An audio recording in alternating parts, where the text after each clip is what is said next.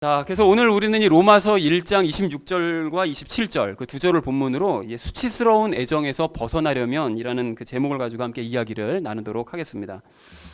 우리가 그 지난주에 그 불신자들의 두 번째 특징 뭐였습니까?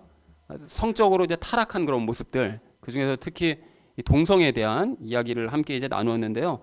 그 동성애자들의 대표적인 주장 그 두 가지와 또 그런 동성애자들을 바라보는 그리스도인들의 주장 두 가지에 대해서 함께 이야기를 나눴습니다. 그래서 어떤 얘기들을 나눴습니까? 우리가 첫 번째로 나눴던 이야기는 동성애자들의 그 주장으로서 어떤 걸 주장했죠? 그들이 인권을 주장한다고 그랬죠. 그래서 우리가 동성애를 하는 것을, 소수의 의견을 너희가 이제 받아주고 이걸 권리로 생각하고 인정을 해줘라 라는 그런 이제 의견을 내세운다고 얘기를 했었었고요. 그리고 군대 내에서의 남성 간의 뭐 성행위도 인정을 해줘라, 뭐 이런 것을 이제 주장을 한다고 말씀을 드렸는데, 사실은 그런 것들이 역차별을 불러올 수 있는 그런 주장들이, 좀 과도한 주장들이 있으므로 그들이 그런 것을 자꾸 주장하고 바깥으로 나와서 자꾸 얘기하지 말고 그냥 조용히 살고, 동성애를 좋아하면 동성애 하는 사람들끼리 조용히 살면 좋겠다라는 얘기를 우리가 지난 시간에 나눴습니다. 그러니까 그렇게 살도록 그냥 우리가 내버려 둘 테니까 자신들의 주장을 남에게 강요는 하지 말아라 라는 얘기를 우리가 지난주에 첫 번째로 우리가 나눴었고요.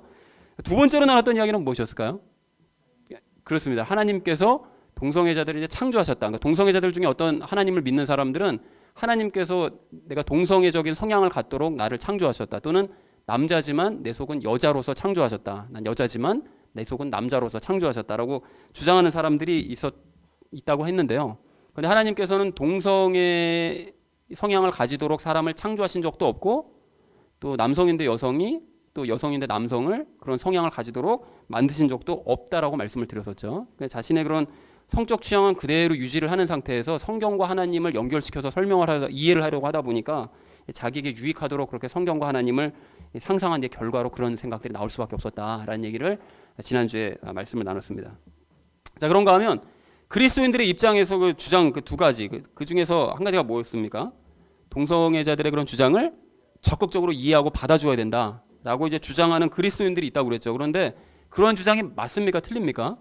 틀리다고 그랬죠. 그 신약 성경, 구약 성경 가릴 것 없이 성경에서는, 하나님께서는 성경에서 동성애를 죄라고 규정을 하고 계십니다. 명백히 그건 죄다, 하나님께서 원하시는 바가 아니다라고 명백하게 규정하고 계시죠.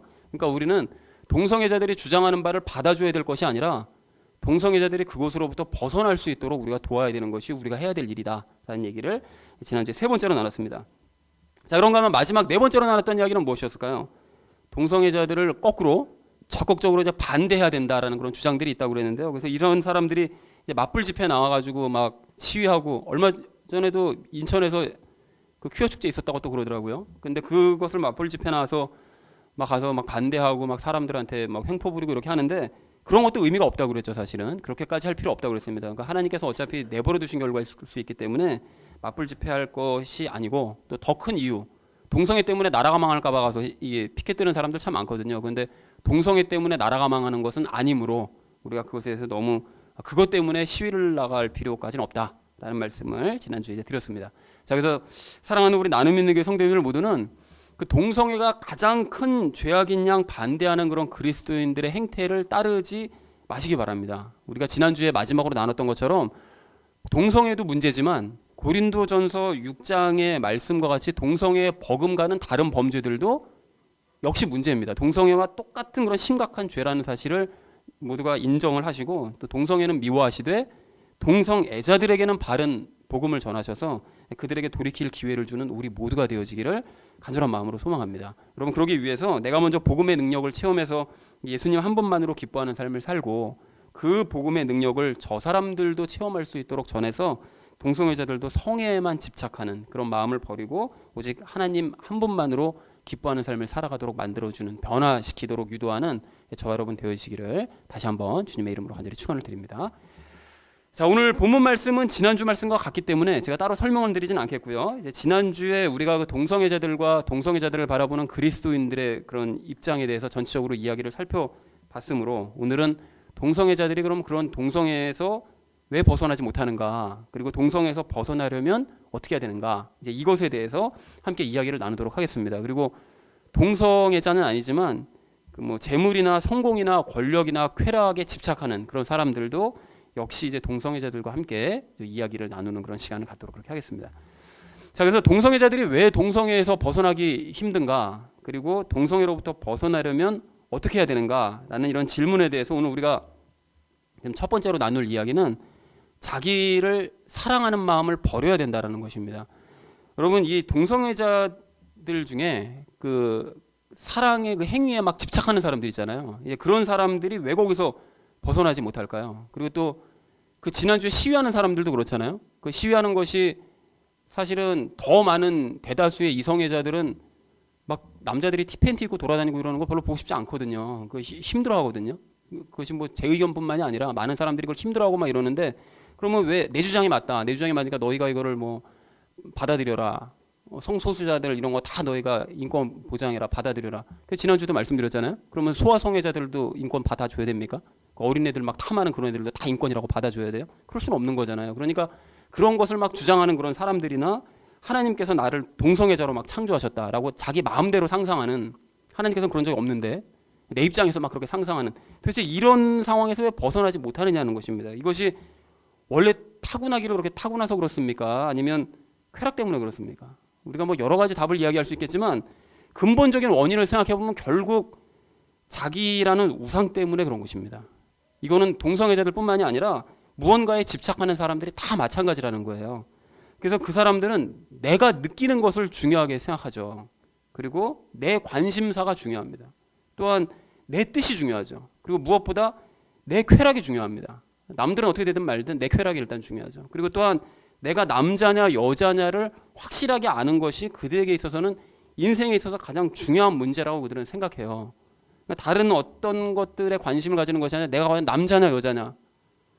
예수님 안에 있으면 그게 중요한 문제가 아니잖아요. 내가 예수님 안에 있으면 남자인가 여자인가가 중요합니까? 그런 게 아니잖아요. 근데 내가 남자인가 여자인가, 이게 인생 최대에 있어서 아주 가장 큰 문제인 거예요. 그래서 어떻게 보면, 어떻게 생각하면 그 사람들이 그럴 수도 있겠다라고 생각할 수도 있지만, 어쨌든 그런 것들이 사실은 따지고 보면 자기 위주로 자기가 중심이 되어서 생각을 하기 때문에 오직 내 뜻과 내 관심사와 내 기쁨과 나 자신만이 어떤 사람인가를 아는 것, 그것만이 가장 중요하다고 생각한다라는 것입니다. 그러니까 자기가 우상인 거예요. 그러니까 그렇다 보니까 이 사람들이 하나님의 뜻이 뭔지, 뭐 하나님의 관심사가 뭔지, 하나님께서 뭘 기뻐하시는지, 하나님이 어떤 분이신지 이걸 아는 것에 대해서는 별 관심이 없습니다. 그러니까 내가 누군지 아는 게 내가 남자인가 여자인가 중요하지, 하나님이 어떤 분인지 아는 건 별로 중요한 게 아닌 거예요. 내 쾌락이 중요하지 하나님이 기뻐하시면 뭘 기뻐하든지 말든지 상관이 없는 거죠. 그리고 또 하나님뿐만이 아니지 않습니까? 그러니까 나 외에 다른 사람들의 뜻, 다른 사람들의 관심사, 다른 사람들의 기쁨, 그리고 저 사람은 과연 어떤 사람일까, 이런 것들도 별로 관심이 없습니다. 그러니까 저 사람이 동성애에 관심이 있나, 이런 거에 관심이 있죠. 그러니까 그거 외에는 다른 사람에게 관심을 두지 않는다는 거예요. 그러니까 왜 이렇게 되는 건가 하면, 나 외에 다른 사람이나 하나님께 관심을 두는 순간 나 자신이 중심이 된 현재의 모든 삶이 다 이제 무너져 버리기 때문에, 그러니까 내 삶을 그대로 그냥 현재 쾌락을 추구하고 그냥 그렇게 내가 기쁨을 유지하고 하는 이런 삶에서 벗어나기가 이제 싫기 때문에 그런 삶을 계속 유지한다라는 것입니다. 자, 그런데 지난주에 말씀드렸던 그 동성애자면서 왜 하나님을 믿는다고 하는 사람들 있잖아요. 근데 그런 사람들의 경우에는 하나님을 생각할 때가 있긴 있거든요. 하나님을 아예 생각하지 않는 게 아니라 하나님 생각하죠. 근데 어쩔 때 하나님을 생각하는가 하면, 하나님은 동성애 싫어하신다고 그러면서 왜 나를 동성애자로 창조하셨지? 뭐 이런 생각할 때 하나님 생각하죠. 그리고 내가 이렇게 남자가 되기를 바라고 이렇게 여자가 되기를 바라는데 그 전능하신 하나님께서는 왜 하룻밤 사이에 나를 왜 남자로 변화시켜 주지 않고 여자로 변화시켜 주지 않으시나, 이런 것을 생각할 때만 하나님을 이제 생각한다라는 것입니다. 자, 그러니까 이건 역시 자기가 중심이 된 생각이잖아요. 그러니까 나에게 고통 주는 원망스러운 하나님, 아니면 내가 내 소원대로 나를 바꿔주지 않으시는 그런 하나님, 그런 하나님만 생각한다라는 것입니다. 그러니까 결국 이 사람들의 가장 큰 문제는 그 중심에 나라는 우상이 또아리를 틀고 있다라는 것이죠. 그리고 그렇게 자신이 중심이 된 사고방식과 삶의 태도를 버리지 않는 한 결코 그 동성애에서 벗어날 수가 없습니다. 그러니까 동성애뿐만이 아니라 어떤 집착에서도 벗어날 수가 없는 거예요. 내가 중심이 된 생각을 하고 내가 중심이 된 삶을 사는 한 어떤 집착에서도 벗어날 수가 없습니다. 자, 그러니까 이 사람들이 결국은 자기 우상, 즉 자기만 사랑하는 마음, 또 자기 중심의 마음, 자기 우선의 마음을 다 버려야 됩니다. 그래야 동성애로부터 벗어나기 시작할 수 있다라는 것이죠. 여러분, 제가 과거 그 마태복음 17장을 이제 설교를 할 때 그 베드로가 자기 중심적으로 행동한 그런 자기 중심적으로 말한 그런 이제 베드로의 모습을 보면서 천동설과 지동설을 제가 언급한 적이 있었었는데요. 중세시대 때는 이제 성경의 말씀을 이게 바르게 해석하려고 하기보다는 그냥 교황의 해석이 그것의 바른 해석이라고 그냥 생각하고 있었습니다. 그러니까 교황 개인의 해석을 그 생각을 그 위주로 그냥 성경을 해석했단 말이죠. 그래서 성경을 표면적으로만 이렇게 보면서 해석을 하다 보니까 지구가 전 우주의 중심이고 또 태양과 달과 별들조차 다 지구를 중심으로 돈다고 아주 당연하게 생각하고 있었습니다. 그것이 천동설이잖아요. 그러니까 천체가 다 돈다고요. 그러니까 지구를 중심으로 천체가 돈다. 그러니까 자기가 중심으로 이렇게 하늘을 바라보면 다 도니까요. 그러니까 내가 돈다는 건 생각 못하고 남들이 다 돈다. 이렇게만 이제 생각하고 있었다는 것이죠. 근데 사실은 그게 아니잖아요. 그게 아니라 우리가 속한 은하와 태양계는 사실 우주의 한켠 구석에 있고 그리고 심지어 지구는 태양을 중심으로 우리가 돌고 있다.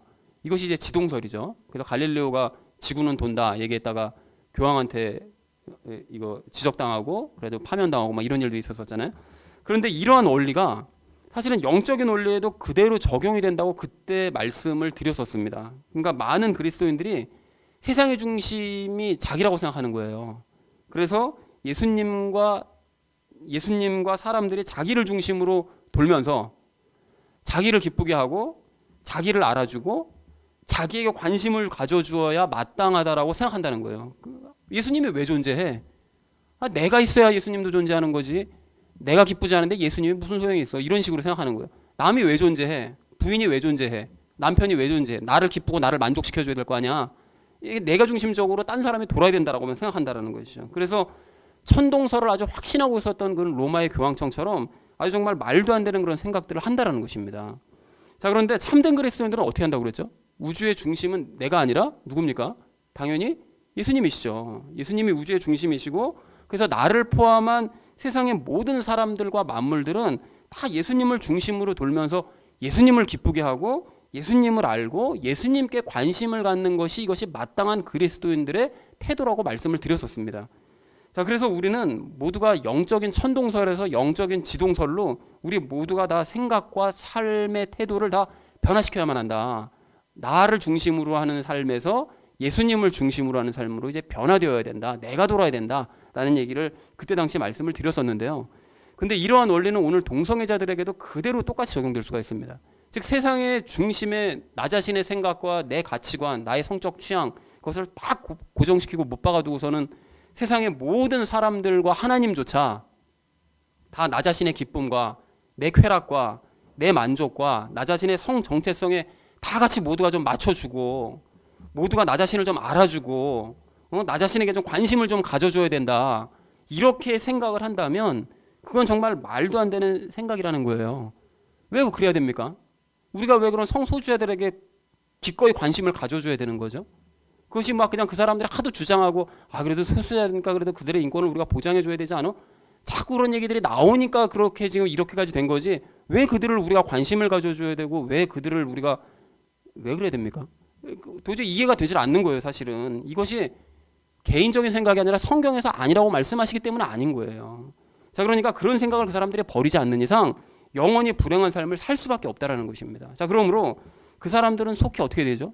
중심의 자리에서 내려와서 세상의 중심이 나 자신이 아니라는 사실을 빨리 깨달아야 되고 그럴 때 비로소 모든 삶과 관계들이 제자리를 잡게 되고 그동안 눈이 가려워져서 이해가 안 되던 그런 모든 일들도 하나씩 다 이해가 될 수 있다는 사실을 깨달아야 된다는 것입니다.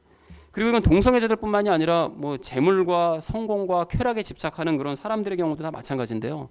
왜 하나님과 세상의 모든 사람들이 다 주변에 있는 사람들이 자기가 가지고 있는 그런 재물 욕심 그리고 성공과 쾌락에 다 맞춰 돌아가 주면서 왜 자신을 기쁘게 해주고 그런 자신을 알아주고 그런 자신에게 관심 가져주고 왜 자기 자신을 높여주기를 바라느냐고요. 내가 세상에서 성공하면 모든 사람들이 왜 나를 왜 알아주기를 바라죠? 그러니까 다 내가 중심이 되는 생각을 하고 있는 거 아닙니까? 이게 말도 안 되는 생각들이라는 거예요. 그러니까 그런 사람들도 속히 중심에서 자리를 비울 때 비로소 깨닫지 못했었던 것들을 깨닫게 되고 자기 자신의 바른 모습을 보게 될 줄로 그렇게 믿습니다. 자, 그러나 이렇게 하면서까지 내가 동성애에서 내가 벗어나고 싶다거나 뭐 내 이런 쾌락에서는 그렇게 하면서까지 내가 벗어나고 싶지는 않아. 난 내가 여전히 세상의 중심으로 그냥 살고 싶어.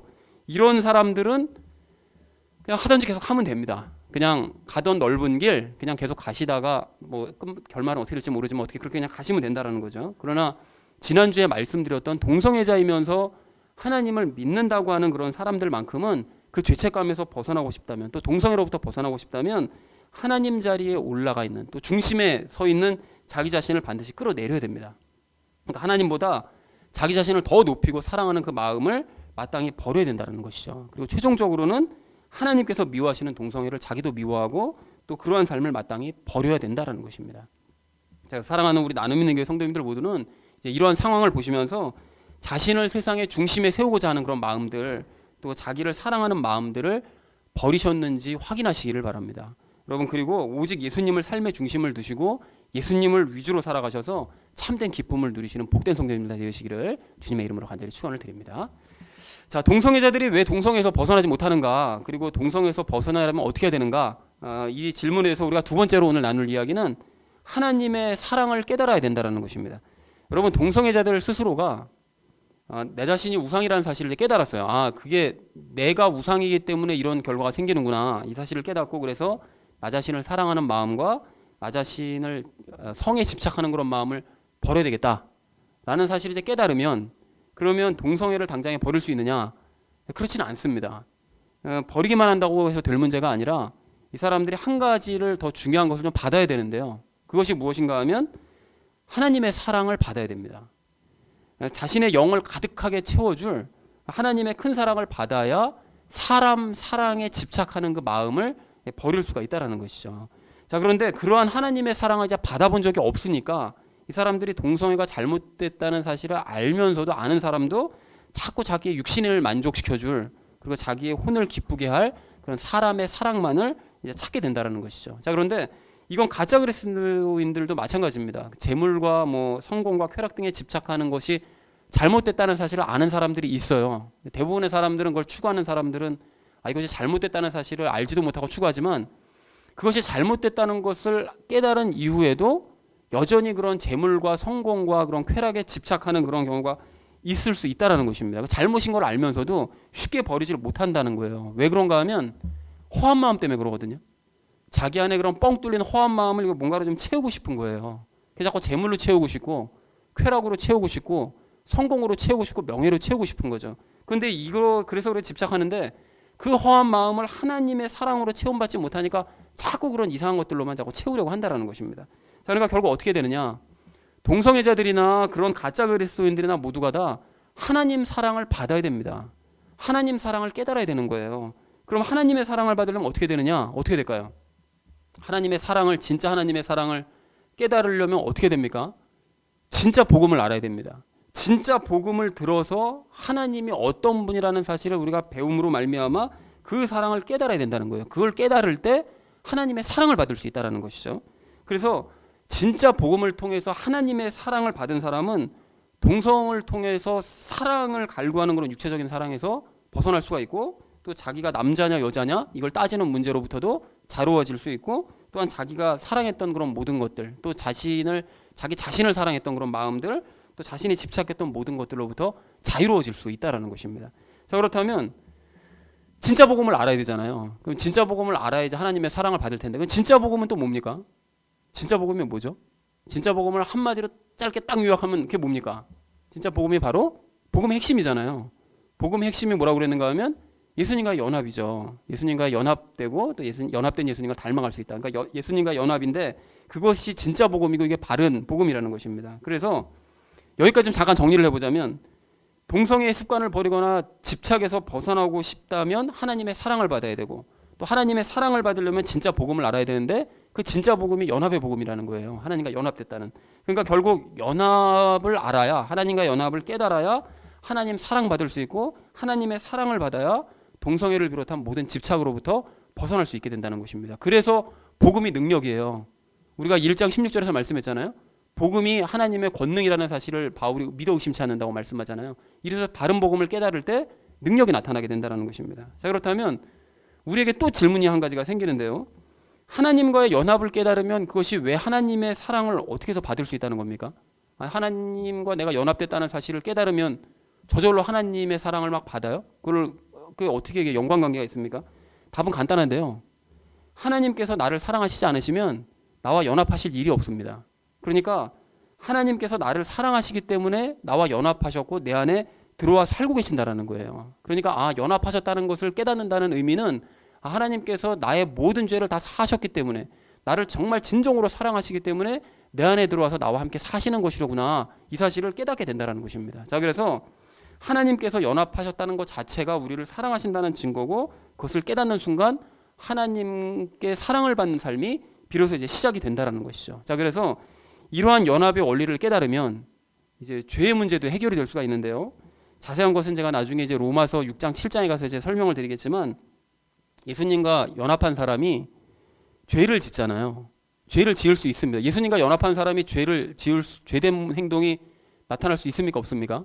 당연히 있죠. 이건데 이 죄된 행동이 나타나는 것이 내 의지로 하는 것일까요? 아니면 다른 요인에 의한 것일까요? 다른 요인에 의한 것이죠. 내 의지로 하는 것이 아닙니다. 그것이 이제 로마서 7장에서 말씀드리겠지만, 내 육체에 남아있는 죄가 그런 행동들을 하는 거예요. 내 의지로 하는 게 아니라. 그러면 그렇게 죄를 짓는 행동을 할 때 어떤 현상이 일어나는가 하면, 자기 안에 연합해 계신 예수님이 인식이 돼요. 자꾸. 그럼 그 죄악된 행동들이 더 이상, 예전에는 달콤했는데, 그런 죄악들을 저지를 때 아주 달콤했는데, 그것이 더 이상 달콤해지지 않고 점점 재미가 없어집니다. 그리고 심지어는 이런 죄악을 저지름에도 불구하고 예수님께서 자기를 여전히 계속해서 사랑하고 계신다는 사실을 알면 알수록 이 죄악된 행동들이 점차 시들해져 가요. 이전에는 사람이 참 이게 악해서요, 죄와 하나 될 때는 악해서 죄를 지을 때 하나님께서 좋아하지 않으실 거라는 사실을 연합하지 않았을 때요, 하나님만 알고 하나님께서 좋아하지 않으실 것을 알면서도 그 죄악된 행동을 계속해서 탐닉합니다. 악한 거예요. 그런데 예수님과 연합했다는 사실을 깨달으면, 알면, 그래서 그럼에도 불구하고 나를 사랑하신다는 사실을 알면 죄악된 행동을 할 때마다 점점 더 시들해져요. 그래서 이 죄로부터 점점 멀어지게 된다는 것입니다. 그러니까 그리스도인들에게는 죄된 행동을 했느냐 안 했느냐, 이게 중요한 문제가 아닌 거예요. 우리가 많은 교회에서 그러잖아요. 너 그리스도인이 돼가지고 어떻게 그런 죄악된 행동을 할 수가 있어? 너 진짜 구원받았다면서 어떻게 그런 행동을 할 수 있어? 그런 말을 할 수가 있어? 이런 얘기들 많이 하잖아요. 근데 이건 중요한 문제가 아니라는 거예요. 그거를 중요하게 생각하는 사람은 본인이 죄와 하나 되어서 예수님과 지금 연합하지 못한 상태이기 때문에 겉으로 드러나는 그 죄악된 모습이 이것이 그냥 중요하다고, 이거 없어야 된다고 이렇게 따지는 것이지, 사실은 그것이 전혀 중요한 문제가 아니라는 것입니다. 그러니까 죄와 분리가 되고 예수님과 연합한 사람은, 극단적으로 말씀드리면 죄된 행동을 해도 상관이 없어요. 여러분, 이거 말씀을 오해하시면 안 됩니다. 엄목사가 그러는데 막 죄된 행동 막 해도 되는데, 죄 막 저질러도 되는데, 이런 뜻이 아닙니다. 우리가 뭐 구원파 이런 걸 얘기하는 게 아닌 거예요. 바울도 7장에서 뭐라고 얘기했는가 하면, 이런 악한 행동들, 이런 나쁜 행동들은 내가 하는 것이 아니라 누가 했다고 그래요?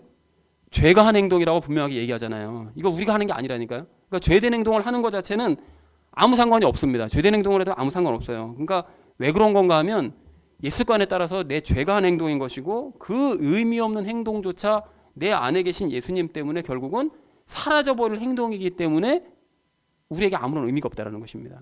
그리고 그렇게 죄악된 행동들이 점점 사라지게 되면 하나님께 더욱 많은 사랑을 받게 되는 거예요. 그래서 연합의 복음을 아는 것이 죄까지 물리치게 되는 능력이 되는 거예요. 그래서 복음이 곧 능력이 되는 것입니다. 복음을 아는 것이, 참된 복음을 아는 것이, 연합을 아는 것이 하나님의 사랑을 받는 비결이 된다는 거예요. 그리고 이건 동성애 문제에도 그대로 적용이 될 수가 있는데요. 이 동성애자들이 진짜 복음을 듣고 예수님과 연합됐다는 사실을 깨달으면 어떻게 될까요?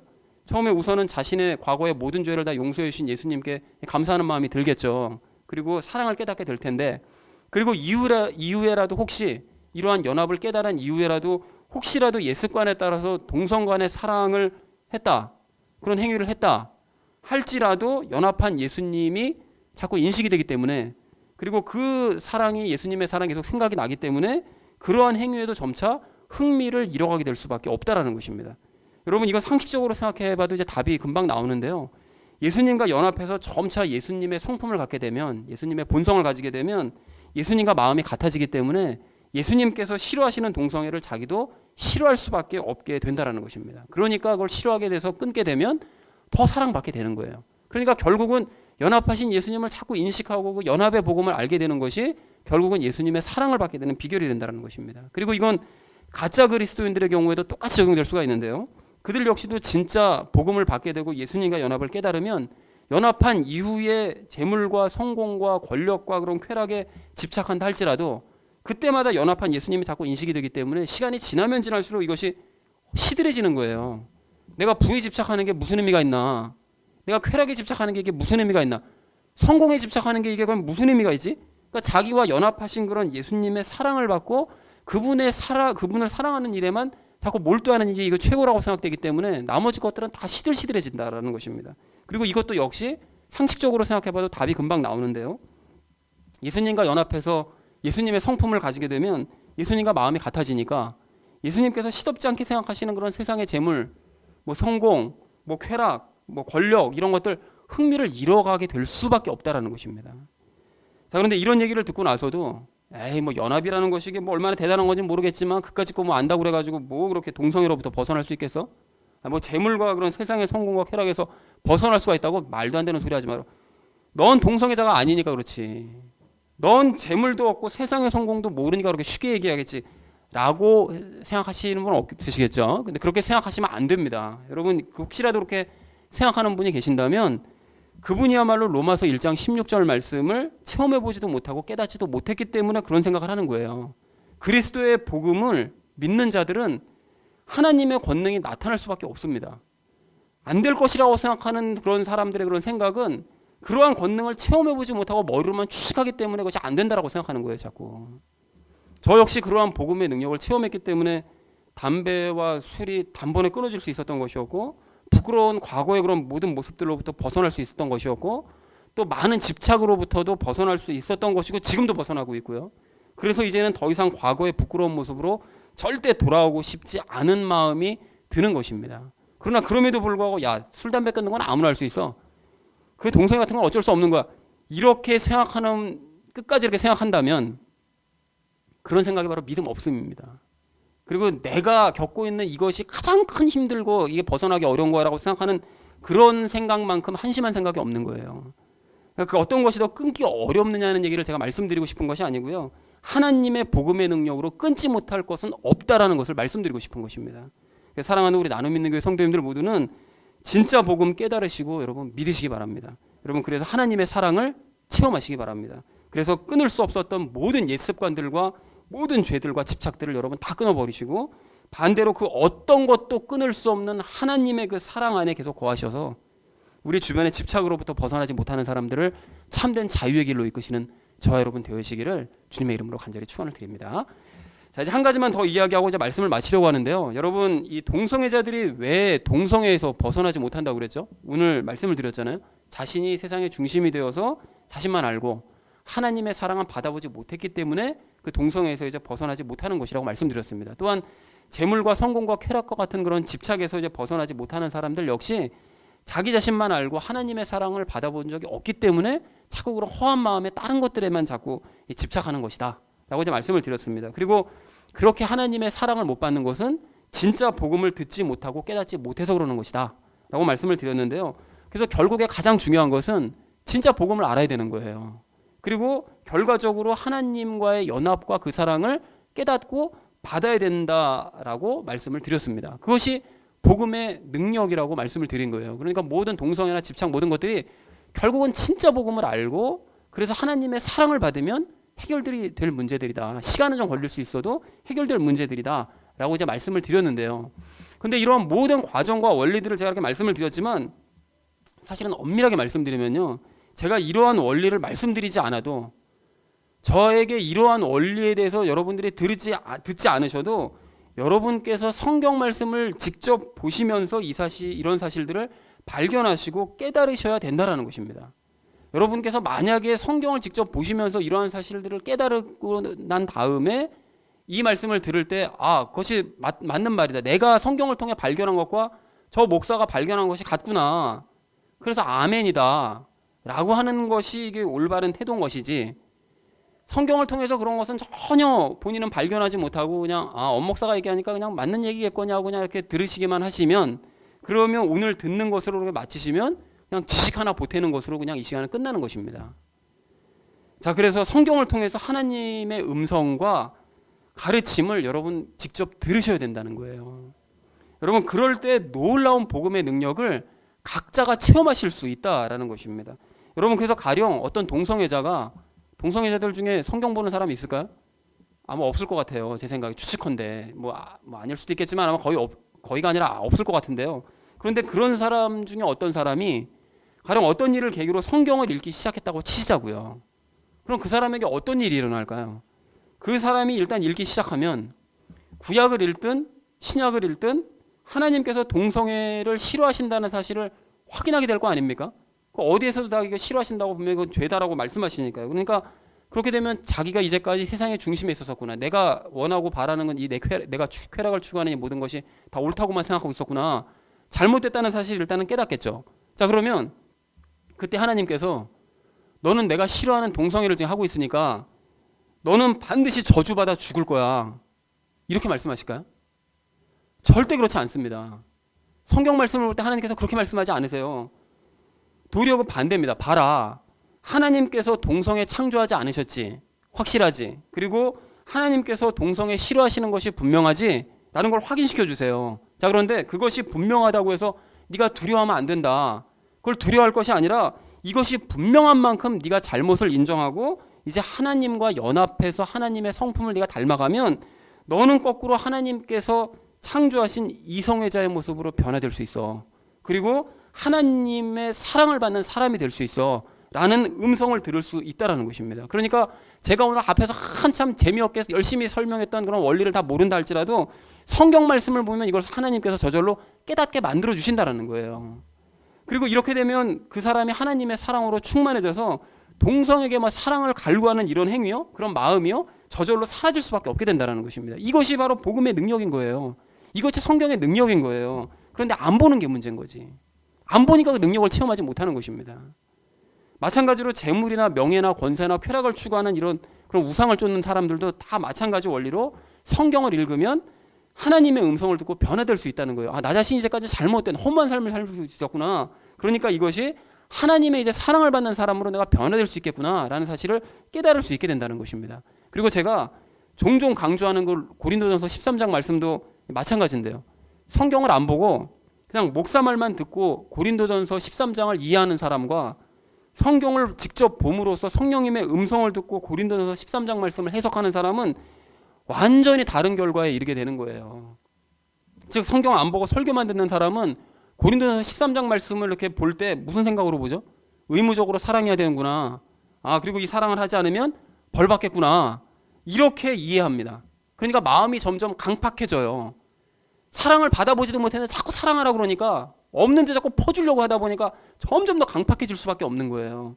그런데 성경을 읽고 성령님의 가르침을 들으면서 고린도전서 13장 말씀을 읽는 사람은 모든 것을 참아주시고 모든 것을 믿어주시고 모든 것을 바라시고 모든 것을 견뎌주시면서 나를 사랑하시는 하나님의 그 음성을 듣게 된다는 거예요. 그래서 이런 사람은 그런 사랑을 체험하는 거예요.